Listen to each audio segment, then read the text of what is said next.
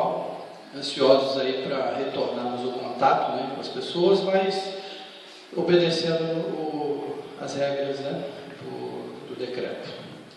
Hoje a gente está contando com os nossos trabalhadores aqui no apoio, com a Simone, com o Altamir, com a Angélica, com o Ricardo, e a Estael vai nos agraciar aí com mais uma palestra com a gente.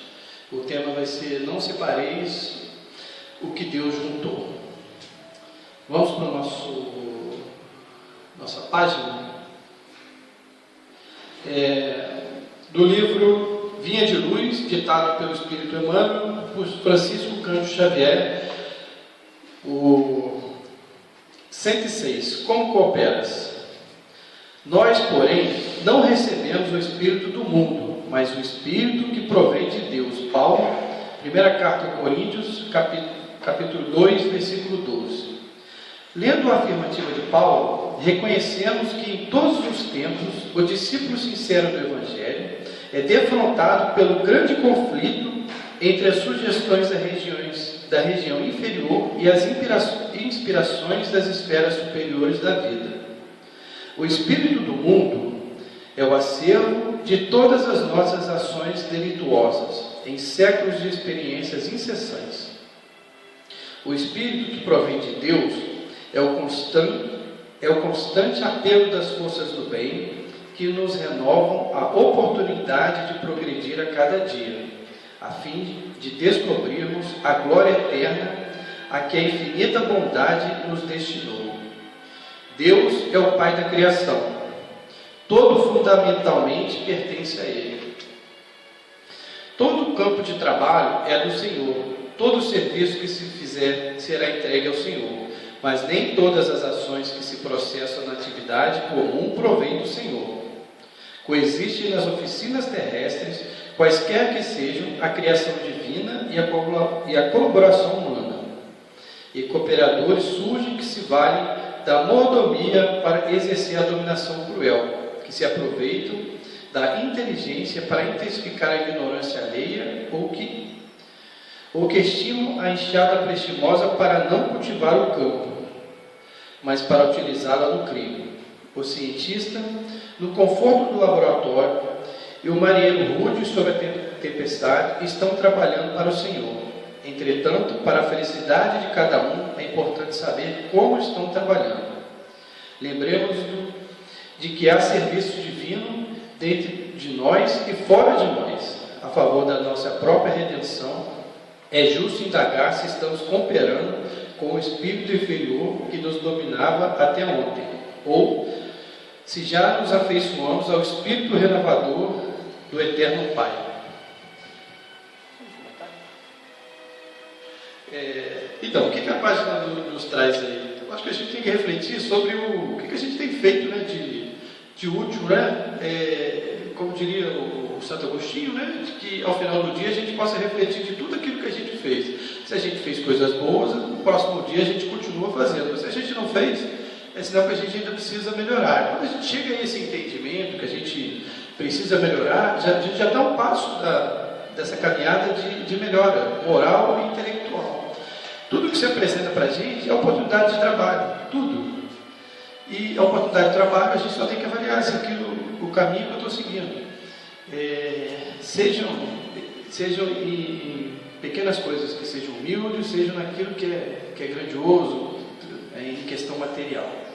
Então, assim, que a gente possa fazer essa análise aí no dia a dia e trabalhar para que o mundo seja um lugar melhor para se viver. Vamos à nossa prece, então? Vamos fazer prece. Querido Mestre, mais uma vez a gente se reúne em seu nome, agradecendo essa oportunidade maravilhosa de estarmos aqui no AIDAC, pedindo a espiritualidade, pedindo ao nosso mentor, né, Antônio Bezerra de Menezes, que ele possa nos intuir aqui, que a Estael, como sempre, caminha na sua palestra brilhantemente, e que a gente possa refletir sobre tudo que for colocado aqui. Assim a gente agradece e inicia mais uma vez o nosso trabalho. Muito obrigado. Está com você, tá? Obrigado, tá? Graças a Deus. Vamos agradecer essa casa maravilhosa, que sempre nos acolhe, sempre nos acolheu. E fico muito emocionada de estar aqui, sempre fico, porque é minha casa da vida inteira, desde criança. E eu me sinto muito em casa. Então, que Deus possa nos abençoar nessa manhã. E nós vamos falar do tema que é o não separeis o que Deus juntou. Na verdade, a gente fica pensando, como falar do não separeis o que Deus juntou? Num momento, numa época, num mundo de provas e expiações, onde o que mais se tem notícia são os casamentos falidos. Então, não separeis o que Deus juntou. A gente precisa compreender muito bem em que momento e em que ponto a gente precisa chegar mais junto, refletir para tomar as nossas atitudes e fazer as nossas escolhas. Se a gente for pensar que nós estamos sendo oportunizados a fazer um caminho diferente, que nós estamos tendo essa oportunidade, essa possibilidade de mudar, de erros que nós cometemos, para que a gente não cometa de novo, nós precisamos pensar que a indissolubilidade do casamento, ela precisa ser compreendida, porque senão a gente fica se achando muito frágil, vulnerável, porque a gente vai falar de um assunto, a gente vai bater numa tecla em que, na verdade, não está sendo compreendida. O não separeis o que Deus juntou. Se a gente for fazer uma retrospectiva, e se a gente for um pouco mais lá atrás, na época de Moisés, nós vamos ver que no início, quando era um matriarcado, antes de ser um patriarcado, as coisas eram menos injustas. A partir do momento que a lei é colocada como se o homem no patriarcado viesse como sendo o que comanda, e as leis foram feitas pelos homens e a mulher ficou com muito menos voz, nós vamos percebendo que essa indissolubilidade do casamento ela é um pouco mal interpretada, porque na verdade, quando os fariseus chegam para perguntar a Jesus, para tentar Jesus, como eles sempre faziam, querendo tentar, eles foram perguntar se é permitido o homem repulsar a sua mulher, repudiar a sua mulher. E Jesus pergunta, o que está escrito na Escritura? O que foi que Moisés ordenou? Então eles dizem que Moisés permitiu que dessemos uma carta de divórcio para a mulher e sim depois poderíamos repudiá-la. Só que essa carta de divórcio dava direito para que a mulher pudesse ter depois um outro relacionamento, dava direito para que ela pudesse voltar para a casa dos pais, para que ela pudesse ter escolha. E a verdade é que essa escolha não era dada à mulher, porque no momento em que o homem simplesmente repudiava, ele repudiava ela, jogando ela tipo assim, como uma coisa fora da sua vida, e ela ficava, por vezes, sem condição. E por que não se dava essa carta de divórcio que estava na lei? Por quê? Porque, na verdade, se estava na lei, tinha que ser cumprida, mas não era cumprida, porque sempre deu trabalho. A carta de divórcio, ela vinha com uma responsabilidade, que era a responsabilidade de cuidar, a responsabilidade de dividir. Então, tudo por meio do dinheiro também. Então, se eu tinha que dividir o que é meu, eu não quero dividir. Então, quer dizer, são problemas que vêm desde muito tempo, desde a época de Moisés para cá, e a gente vive isso até hoje. Então, no momento em que a gente está vivendo, a gente precisa compreender o casamento. O que é esse casamento? O que é esse matrimônio? Essa junção de duas pessoas que se amam, porque pela indissolubilidade do casamento, Deus une as questões do amor, as questões da alma, e não as questões da sociedade. Então, na verdade, o que acontece é que o matrimônio, ele é uma instituição que mais, em todos os tempos, a que mais fez e faz o progresso da humanidade. No momento em que dois seres se unem pelo amor e vão procriar e criar uma família. E essa família, vivenciada na base do amor, na base do respeito, na base da caridade mútua, ela vai fazer com que o progresso se estabeleça. E não necessariamente que o progresso se estabeleça no casal, naqueles dois seres que se amam, mas não, ela se estende aos filhos, ela se estende aos pais, ela se estende à família, ela se estende ao grupo de amigos, e aí o progresso vai sendo, cada vez mais alcançado. Então, na verdade, o casamento, quando já no Evangelho, Kardec faz a pergunta para os espíritos e eles respondem que se fosse banido o casamento, nós voltaríamos como se fossem animais. Então, tudo isso faz com que a gente repense e que a gente coloque essa questão do casamento como algo muito além do que a gente às vezes coloca. O casamento é uma grande oportunidade. Então nós fizemos essa retrospectiva, voltando a essa questão da carta do divórcio, para explicar que esse divórcio, ele já estava instituído desde sempre, mas desde que ele fosse feito com respeito, ele fosse feito com amor. Então vai se separar, mas vai se separar com amor, com respeito, vai se separar sem a violência. E na época, como hoje também se arrasta, e nós temos visto agora, nesses tempos de pandemia, as maiores implicações referentes à justiça são da ordem da Lei Maria da Penha. Então, quer dizer, quando a gente vai falar sobre os abusos que foram cometidos, fora os valores éticos, porque sem os valores éticos do casamento, o casamento também já foi, como é ainda, uma questão de instituição para que se juntassem bens, para que se juntassem poderes de famílias.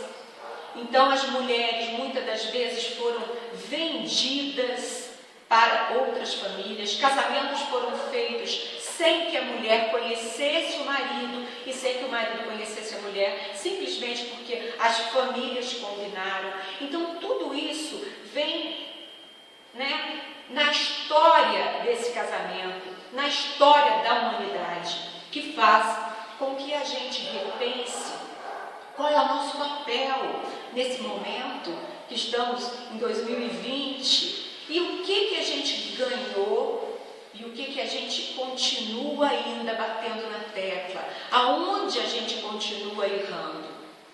Então, se a gente for repensar, e nós estamos falando de uma forma espírita, nós precisamos pensar que se é uma lei de causa e efeito, algo há para que esse casal, para que essas duas pessoas que se amam, possam e precisem estar juntas, precisem estar unidas, morando neste mesmo lar, nesta situação de dividir tudo. Eu costumo dizer, dividir as tristezas e somar as alegrias, porque é isso que uma família tem que fazer.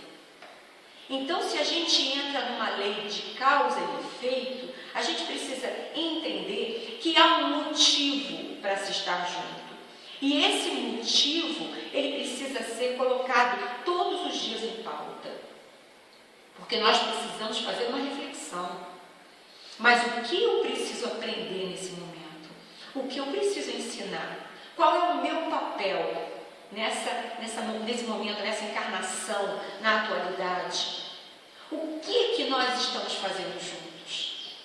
Nós estamos realmente dividindo as tristezas, consolando o momento difícil? Nós estamos realmente acolhendo? O que nós estamos fazendo? Então é uma reflexão muito individual. Embora a gente esteja falando do casamento, é uma reflexão individual que cada um vai perceber aquilo que ele precisa melhorar, que escolhas precisam ser feitas. Então, quando a gente faz essa retrospectiva, a gente traz uma história de muita violência, uma história de muita repressão. E na maioria das vezes, uma repressão contra a mulher. Por quê? Se as leis foram feitas pelos homens, elas beneficiavam os homens. E a igreja também vinha com uma lei que também era retrógrada, e ela fazia com que perpetuasse essa forma institucional que foi colocado o casamento. Então, se a gente coloca com valores éticos, é uma coisa. Agora, sem os valores éticos, é outra coisa. Nós vamos ver que nós estamos falando de questões que vão contra a lei de amor. Por quê? Quando a mulher ela é forçada, quando a mulher é desrespeitada, tudo isso afeta o seu psicológico, o seu emocional, afeta na sua educação, na forma como ela vai lidar com todas as questões daquela encarnação.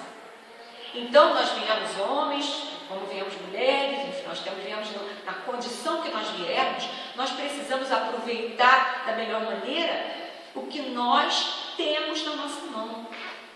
Se nós temos uma realidade, uma situação, nós precisamos fazer com que essa situação possa se expandir da melhor maneira, fazermos com que ela possa chegar sendo um aprendizado e não apenas sendo uma condição em que a gente simplesmente vai repetir os erros de outrora, que a gente vai repetir as questões que a gente precisa resolver, que a gente precisa dar vazão à missão que nós viemos. Então a gente precisa nesse momento compreender aquilo que nós viemos fazer nessa encarnação e dar curso ao que nós viemos. Então nós temos uma questão que é a união pela lei do amor. Então, o casamento é contrário à lei da natureza, trata-se de um progresso na marcha da humanidade. Então, se é um progresso na marcha da humanidade, o que nós podemos colocar como sendo a coisa mais importante? O amor. E o amor? Mas o amor não necessariamente pode ser confundido, porque muitas das vezes o amor é confundido. O amor ele já é um sentimento, é um instinto que foi se transformando e chegando ao sentimento. Então, antes, lá na pré-história, nós tínhamos muito mais instintos, porque a gente precisava sobreviver. É um instinto de sobrevivência. Então, esse instinto fez com que a gente pudesse lutar pela vida. Então, instintivamente, nós tínhamos que enfrentar as intempéries naturais, que eram na época geleiras, tínhamos que nos proteger, o nosso corpo era coberto de pelo, para que nós pudéssemos nos proteger daquele frio, que nós não tínhamos ainda condição de nos agasalharmos, porque a gente não tinha descoberto nem o fogo. Então, mais para frente, a gente descobre o fogo. Com o fogo, a gente consegue espantar com mais facilidade os animais que nos matavam. Então, a gente vai progredindo. Então, primeiro éramos os Homo habilis, que era um homem habilidoso. Depois o Homo erecto, que é o homem que já começa a sair do chão, tirar a sua mão do chão. E tirando a sua mão do chão, ele começa a ser Homo habile, ele é habilidoso, ele começa a criar ferramentas para se defender. Mais para frente, ele descobre o fogo, e aí daqui a pouco ele já está conseguindo enterrar os seus mortos. Quando ele vai chegando numa evolução maior, ele já começa a criar os núcleos familiares. Então, na verdade, o fogo, ele foi uma união. Por quê? Era muito gelo. Então, como foram surgindo as famílias? O homem, ele se unia com aquele fogo que ele conseguiu para se aquecer, enquanto tinha um outro fogo em outro lugar, aquelas pessoas que iam ficar próximas pela afinidade. Por que eu vou ficar com alguém que eu não me dou bem? Eu vou ficar perto do fogo para me aquecer com quem eu me dou bem. E aí foram surgindo os núcleos, os clãs, que eram os núcleos familiares em torno daquele fogo que aquecia, que simbolicamente aquecia os corações também. Só que eram poligamias. Por quê? O instinto ainda era muito maior.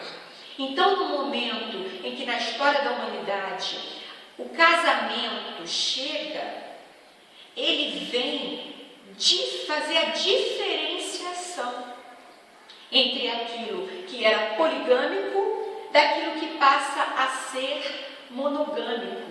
Então, na verdade, a gente começa a diferenciar esse instinto se transformando em sentimento. E no momento em que a gente começa a ter esse sentimento, a gente começa a ter esse tipo de união um pouco mais unificada, um pouco menos promíscua. E aí a história segue.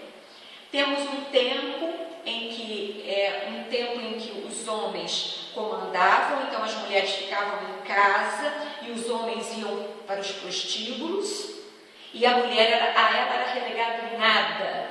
Então os homens muitas das vezes, por qualquer motivo, repudiavam essa mulher sem a carta de divórcio, para não dar direito a ela de seguir uma vida. Então, muitas das vezes, ele trancava ela dentro de casa como escrava, colocava uma outra mulher dentro de casa, e ela ainda era escrava da mulher que ele colocou dentro de casa, que eram chamadas de concubinas.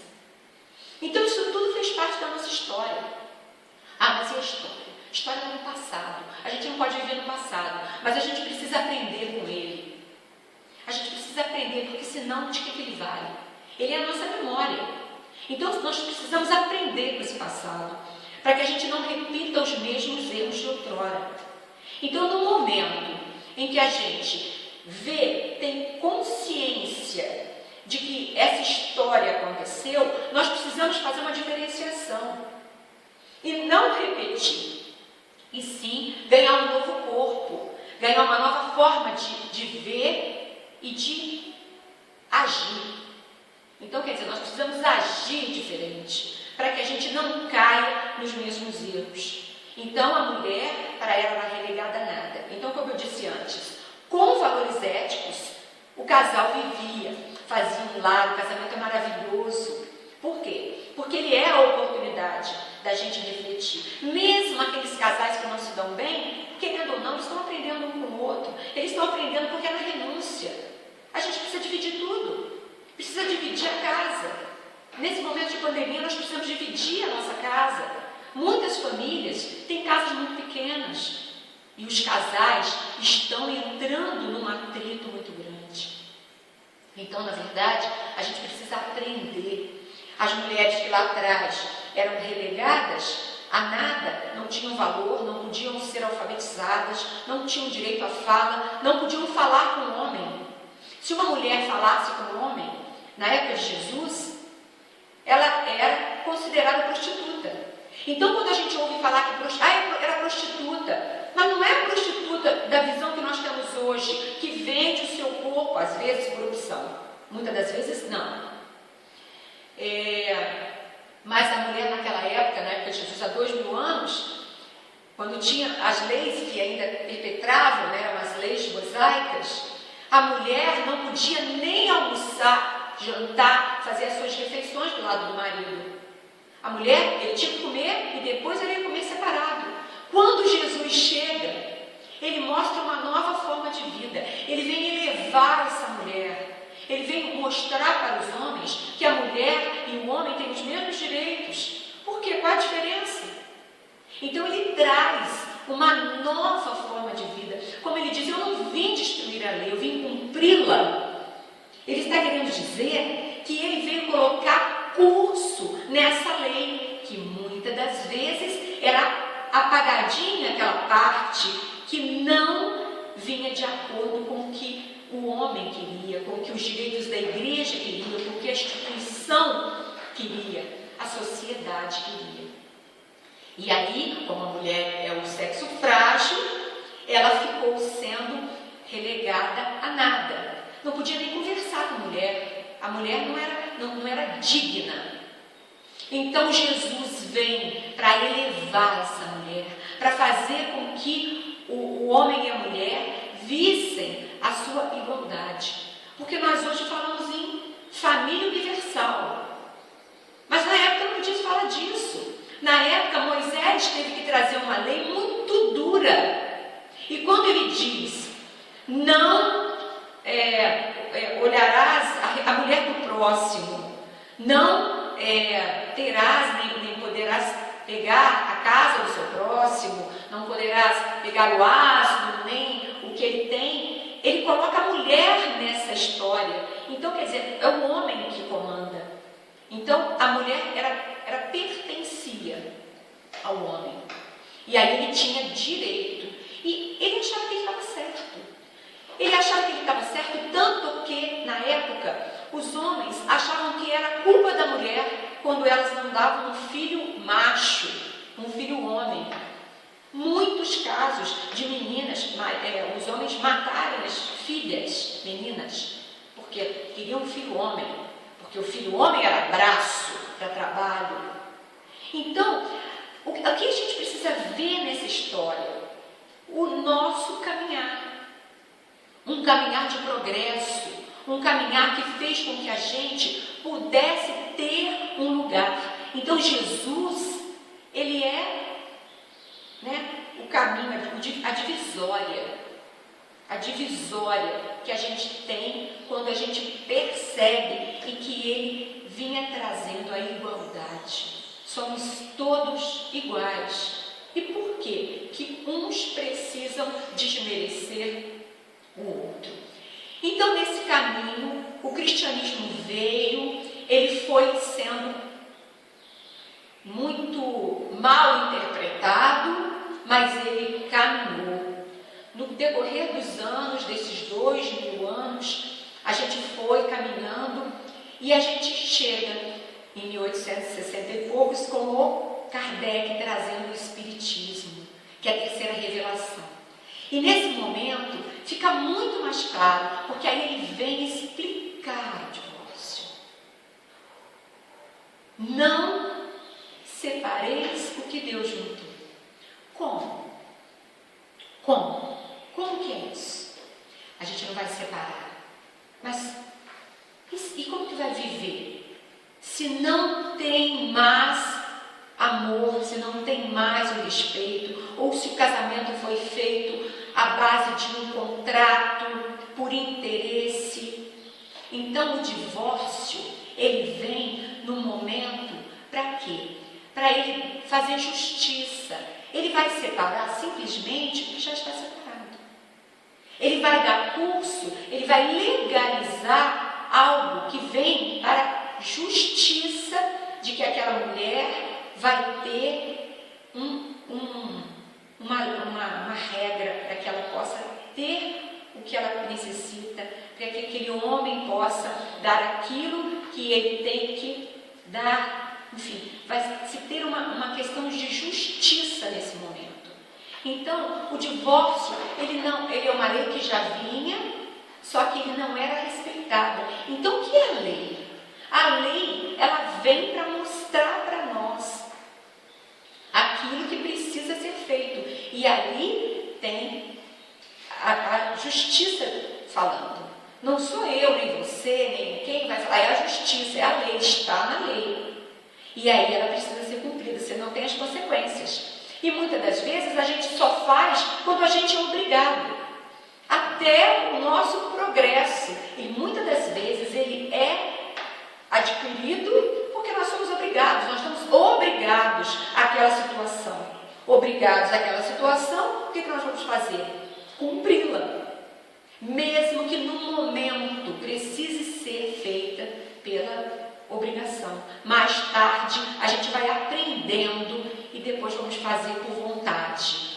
Então, o divórcio, ele vem nesse momento, como sempre deveria ter sido, como uma lei que vai cumprir e vai legalizar aquela separação que já existe. Então, na verdade, o divórcio, ele vem para a união. Como? Porque se esse casal é uma família e ele separou, a mãe vai ter condição de continuar. E o que precisa ser colocado em pauta nisso tudo? O respeito.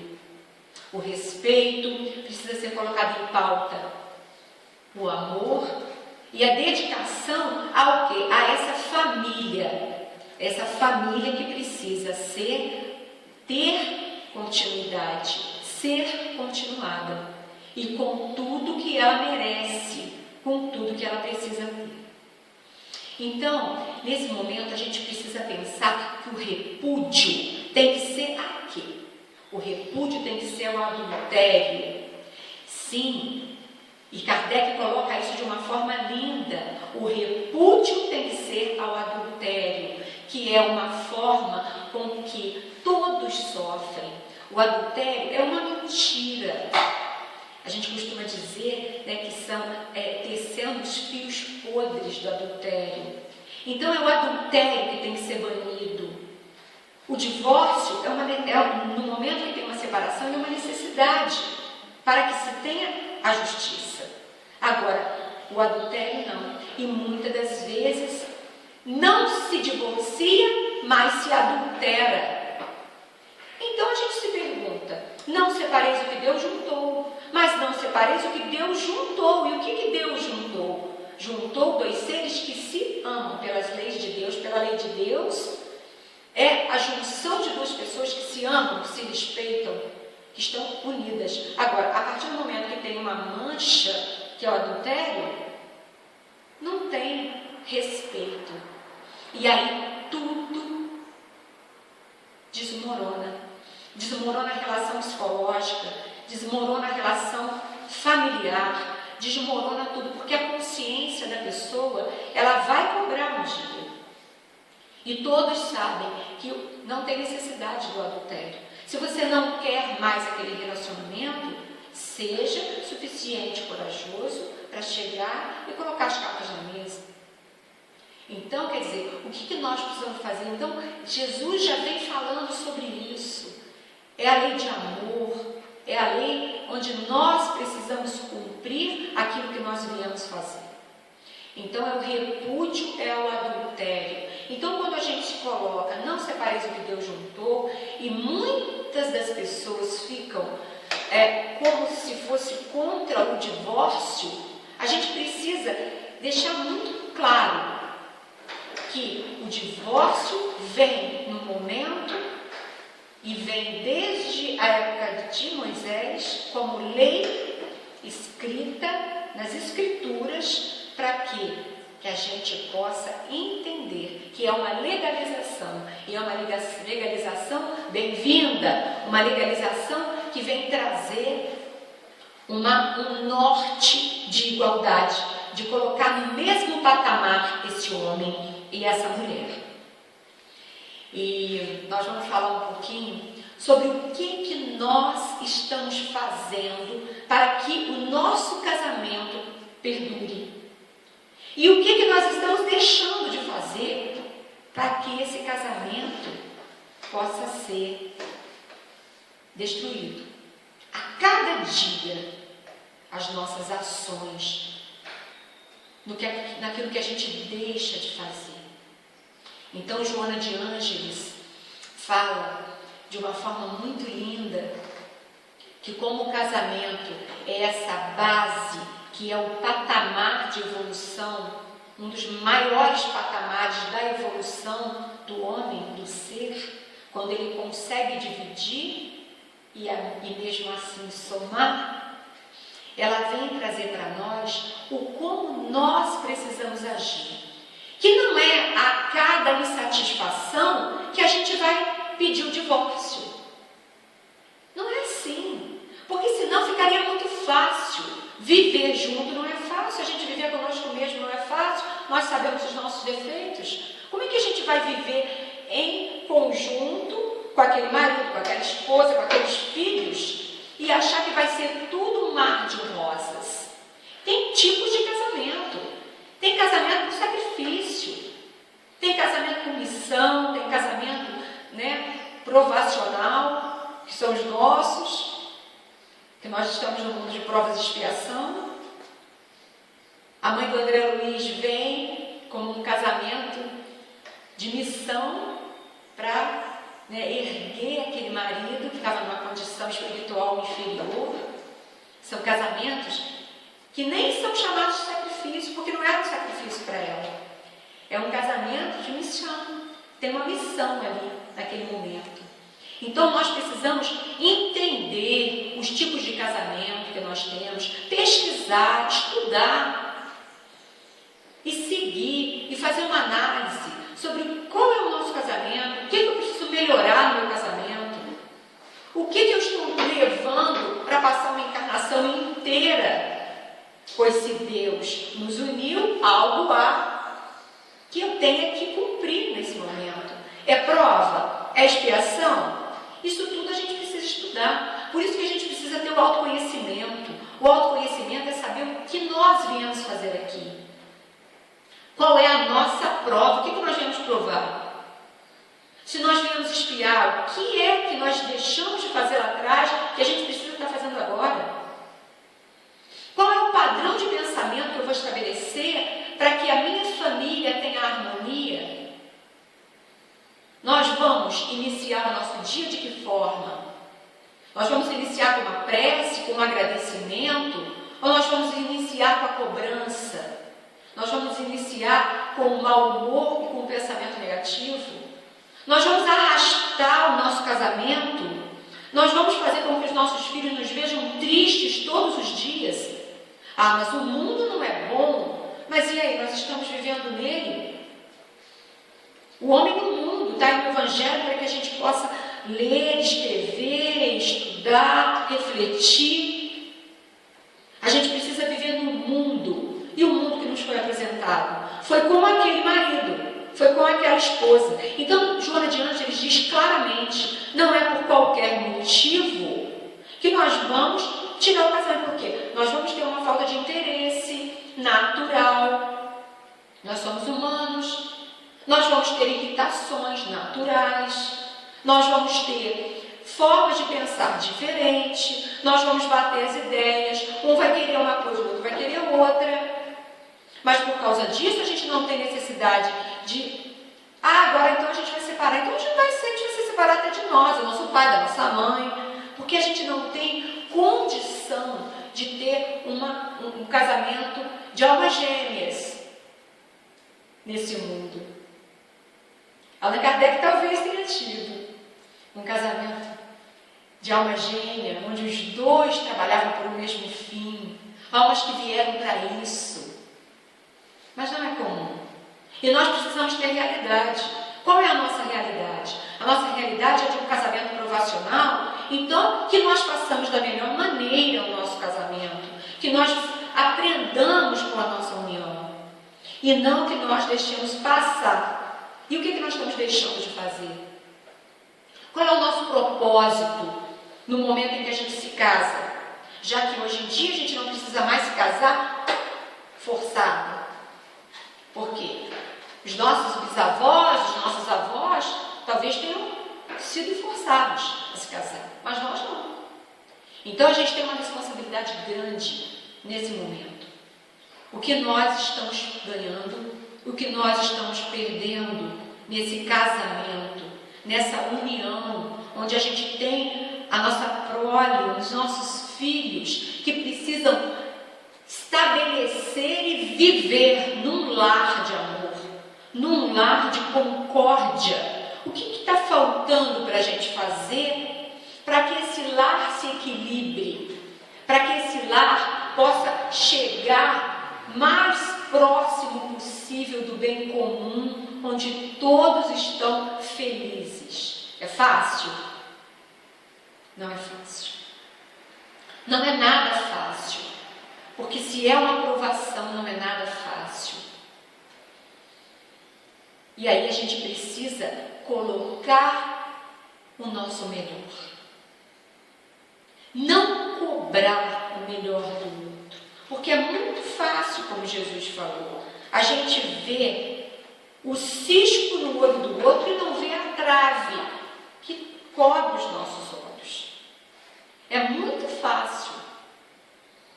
Então, a gente precisa fazer uma grande reflexão, ver que Moisés já traz a lei vem sendo cumprida, seja ela com valores éticos, que é o que nós devemos ter, ou sem valores éticos, que é o que se estabelece nos casamentos e nas uniões que a gente tem visto na atual conjuntura. Ah, mas o mundo piorou? Não, o mundo não piorou. As coisas só acontecem mais rápido.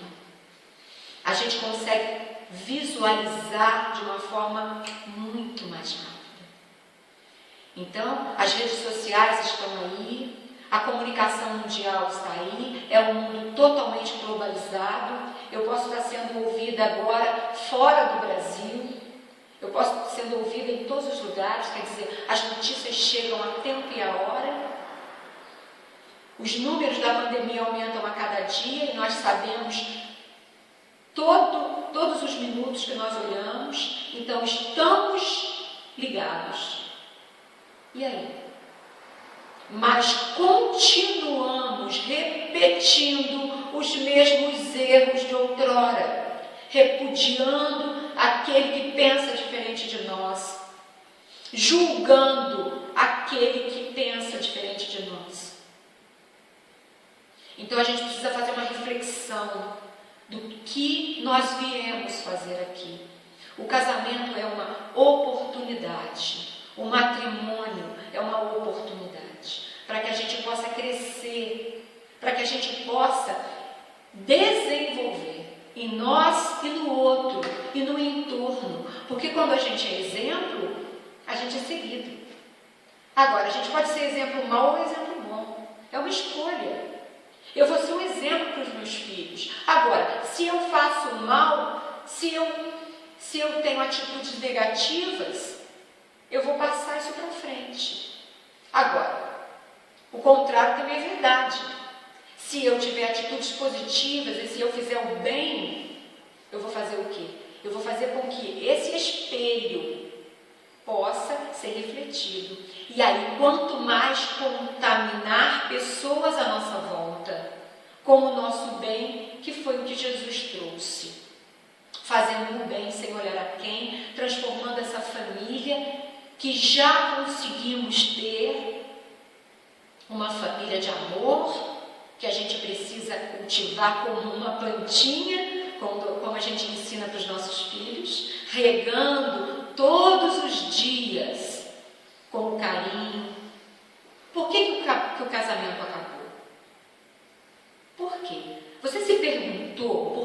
casamento acabou. Ele acabou. E aí? Mas o namoro era tão bom. Mas no namoro, você olhava para ele com outros olhos. Você não olhava apenas os defeitos, você também olhava as virtudes. Você não via somente o que ele deixou de fazer, você também via o que ele fazia. O casamento acabou, a relação esfriou, por quê? O que você deixou de fazer? Você deixou de sorrir. E a cara feia? A cara feia foi uma constante, porque a alegria vai indo embora e a robotização vai chegando, a gente vai ficando robotizado numa rotina, muitas das vezes, pré-estabelecida por nós, e uma rotina burra, porque é uma rotina que faz sofrer. Então, no momento em que a gente precisa acreditar de que depende muito mais do que do outro, não é mais ele não fez, o que eu deixei de fazer? A gente precisa mudar a si, nós não vamos mudar o outro. Nós não conseguimos nem nos mudar, é tão difícil nos mudar. Nós precisamos nos mudar, nos melhorar. E aí tudo em torno melhora. Eu sempre conto a história de uma senhora que na infância ela achava que os pais não gostavam dela. Aí ela ficou adolescente e ela dizia que os amigos não gostavam dela, tratavam ela mal, desfaziam dela. Quando ela casou, ela não se dava bem com o marido e dizia que o marido não aceitava ela. E aí ela teve os filhos. Ah, mas os filhos não me entendem, não me compreendem, não me ajudam, não gostam de mim. E aí quando ela chega na velhice, ela vê que não tinha sido nem os pais, nem os coleguinhas da escola, nem o marido, nem os filhos. Tinha sido ela. A ótica que ela via. Ela não gostava dela. E como ela não gostava dela, ela refletia esse não amor. E ele era o reflexo que ela via. Então ela via o problema no pai, ela via o problema na mãe, nos colegas, no marido, nos filhos, e depois ela descobriu que o problema era dela, e aí ela escreve o livro. Então, quando ela escreve esse livro, ela está contando para nós que nós precisamos nos amar. Nós precisamos, primeiramente, nos aceitar. A alta autoestima, tem a baixa autoestima e a alta autoestima. Nós precisamos estar em alta, mas não é só nos achando bonitinhos. Assim é fácil. Não, a gente precisa estar com a autoestima elevada, gostando das nossas atitudes. O que eu fui melhor? O que eu fui pior, como na meditação foi falado. Fazer uma reflexão à noite, perguntando, como Santo Agostinho, o que eu fiz de errado nesse dia, para que eu possa melhorar? E o que eu fiz de certo eu vou manter. Então, na verdade, a gente precisa levar isso mais à frente, levar isso mais em conta e trazer essa indissolubilidade do casamento como sendo uma regra para que eu possa desenvolver o meu amor, a minha compreensão, para que cada vez mais eu possa não me separar das pessoas. Não necessariamente do marido ou da esposa, mas eu não me separar das pessoas da minha volta. Eu não me sentir excluída do meio. A separação, não separeis o que Deus juntou. E Deus une nas amizades. Deus une na família. Deus une pessoas que moram longe, que a gente conhece, que viram verdadeiros irmãos, porque às vezes foram irmãos de outras épocas. E que se nós estamos unidos algo nós temos que resolver, algo nós temos que dar curso. E se a gente acreditar nisso, a gente vai seguir uma vida com mais comprometimento. Eu não estou unida neste lugar à toa. Eu não moro nesta cidade à toa. Eu não dou aula nessa escola à toa. Eu não tenho esse grupo de reunião à toa. A espiritualidade é muito maior e nos coloca no lugar que nós temos que estar. Agora, fazendo algo de bom, porque senão não adianta nada. Se nós formos ser uma mancha, não adianta, nós precisamos ser luz. Nós não podemos ser sombra, nós precisamos ser luz para iluminar onde nós estivermos, para assim nós não separarmos o que Deus juntou. Vamos expandir esse casamento. Esse casamento é uma união. E a união ela pode ser com tantas coisas, com tantas pessoas, com tantos conceitos. Eu posso me unir ao estudo. Tem pessoas que não se casam e por conta disso elas são infelizes. Não se parece o que Deus juntou, e de repente Deus juntou esse cientista ao estudo.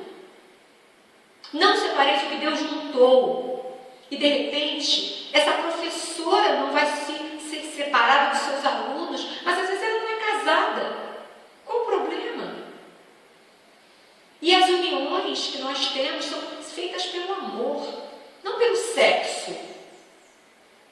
Nós precisamos entender e ampliar a nossa cabeça, a nossa consciência para uma família universal, que é o que o mundo de regeneração está pedindo de nós.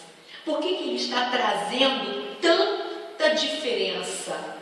Para que a gente aceite as diferenças. E não para que a gente julgue como se fôssemos donos da verdade.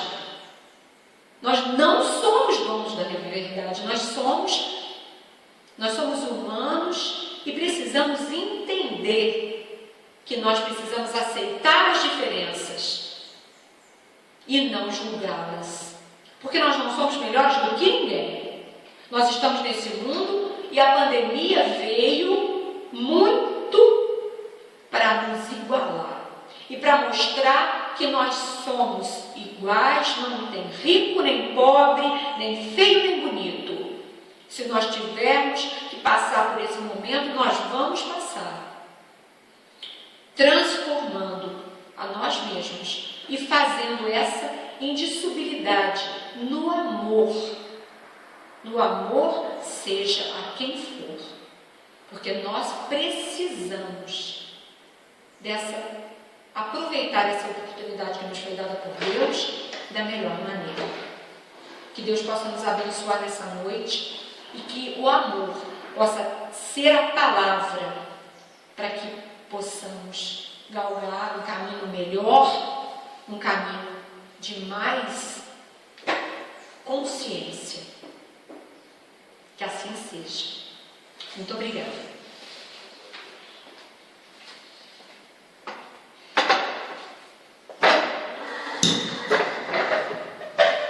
Agradecer enormemente a Estael, a emoção que ela nos passa, né, do envolvimento, né, a gente fica ali até muito envolvido nesse sentimento.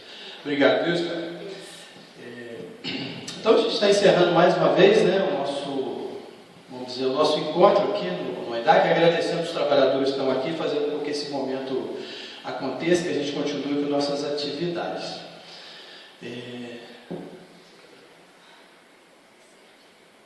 A Estel vai fazer a prece com essa emoção que ela nos passou.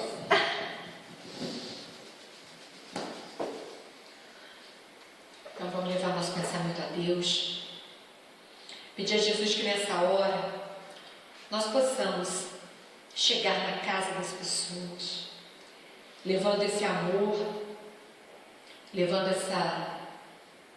essa vontade que Deus coloca no nosso coração de vencer as barreiras, e continuar forte, com um pensamento positivo de que nós vamos passar aquilo que nós tivermos que passar, mas que se nós tivermos a fé em Deus, nós vamos cada vez mais ganhar confiança e serenidade, que é o que nós precisamos em todos os momentos da nossa vida.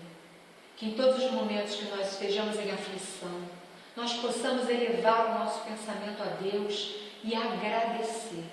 Agradecer por tudo que passamos, agradecer pelas intempéries, agradecer pelas dificuldades, agradecer pelas dores, porque muitas das vezes são elas que vão nos levar a patamares mais evoluídos, a patamares de mais coragem e de apenas valorizar aquilo que precisa ser valorizado, como as coisas que são do coração.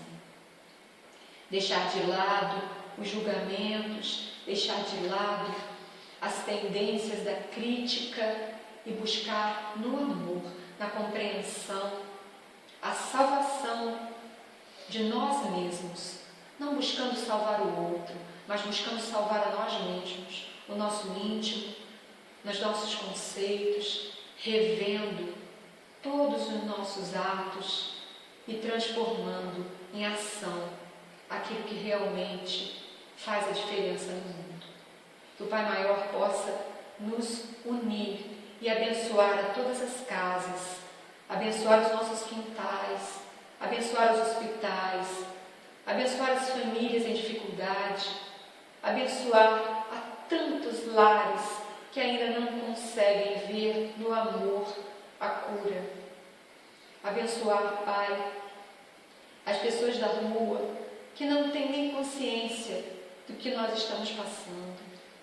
Abençoar também as crianças, esses espíritos que estão vindo para serem o progresso da humanidade no mundo de regeneração. Que nós possamos fazer a nossa parte e seguir mais confiantes em Deus e na sua verdade.